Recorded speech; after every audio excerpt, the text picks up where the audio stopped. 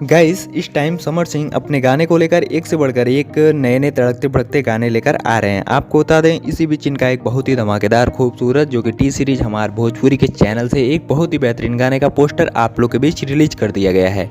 अगर इस गाने के टाइटल के ऊपर अगर बात किया जाए तो हालांकि इस गाने का टाइटल बहुत ही खूबसूरत टाइटल है।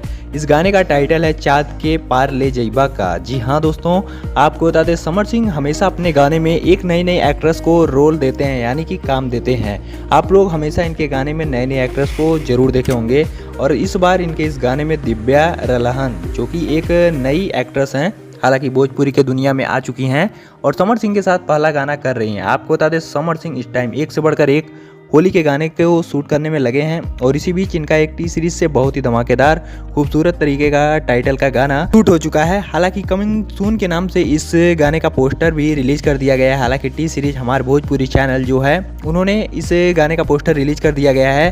हालांकि इस गाने का भी कोई कंफर्म डेट सामने नहीं आई है कि हालांकि ये गाना कब रिलीज होगा, इस डेट को आएगा। तो बहुत जल्द ये गाना आप लोग के बीच आने वाला है, क्योंकि अगर इस गाने का पोस्टर बन के तैयार है तो गाना भी बन के तैयार ही होगा, बस कुछ एडिटिंग बाकी होगी। तो बहुत जल्दी आप लोग को इनका ये तड़कता भड़कता गाना देखने को मिलेगा।